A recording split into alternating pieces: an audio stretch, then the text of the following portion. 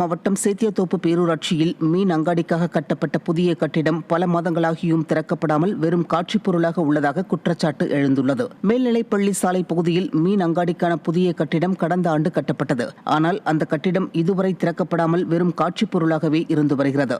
நிர்வாகத்திறனற்ற ஸ்டாலின் ஆட்சியில் அதிகாரிகள் அலட்சிய போக்குடன் செயல்படுவதால் பொதுமக்களின் வரிப்பணம் வீணடிக்கப்படுவதாக குற்றச்சாட்டு எழுந்துள்ளது.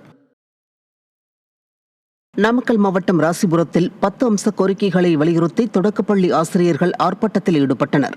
கருவூல அலுவலகம் முன்பாக நடைபெற்ற ஆர்ப்பாட்டத்தில் அனைத்து ஆசிரியர்களுக்கும் புதிய மருத்துவ காப்பீடு உள்ளிட்ட கோரிக்கைகள் நிறைவேற்ற வேண்டும் என வலியுறுத்தப்பட்டன. இதில் விடியா மாடல் அரசை கண்டித்து முழக்கங்கள் எழுப்பப்பட்டன.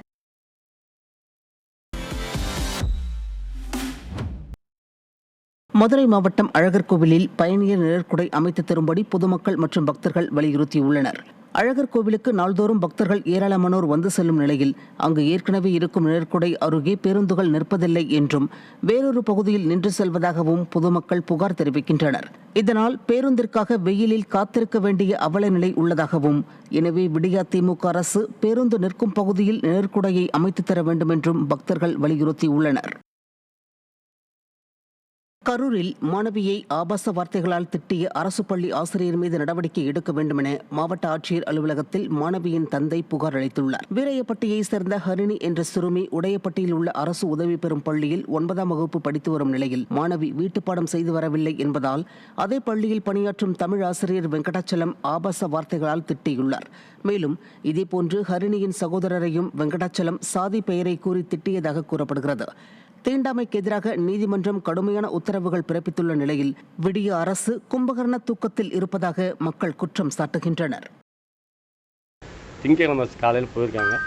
தமிழ் பாடம் எழுதாதவங்களாம் வாங்க, ஹோம்ஒர்க் முடிக்காதெல்லாம் வாங்கன்னு கேட்டிருக்காங்க. கேட்டதுக்கு பாப்பா ஏந்திக்காமல் உட்காந்துருந்துருக்கு. அது பிற்பாடு பார்த்தீங்கன்னா கெட்ட வார்த்தையில் சொல்லி இந்த மாதிரி ஹோம்ஒர்க் போனால் வரியா, நீ எவைண்டான்னு சொல்லிக்க, வெள்ளப்பாடை கட்டிக்கிட்ட எனக்கு காலையில் எனக்கு தேவை ஹோம்ஒர்க் வேணும்னு சொல்லி பாப்பா வெளியே நிப்பாட்டாங்க. 25ஆம் 26ஆம் தேதி தண்ணி குடிக்க போயிருக்கான்.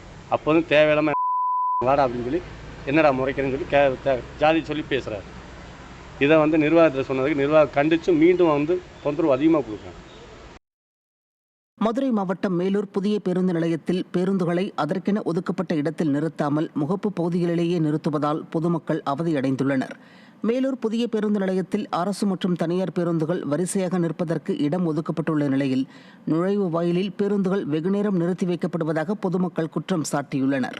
இதனால் பேருந்துகளை அடையாளம் கண்டு பயணிக்க முடியவில்லை என்றும், இதுகுறித்து கண்காணிப்பு அலுவலர்களிடம் புகார் தெரிவித்தும் நடவடிக்கை எடுக்கவில்லை என்றும் பயணிகள் தெரிவித்தனர். பேருந்து நிலையத்தில் பேருந்துகள் நிற்க நடவடிக்கை எடுக்க வேண்டும் என மக்கள் வலியுறுத்தியுள்ளனர்.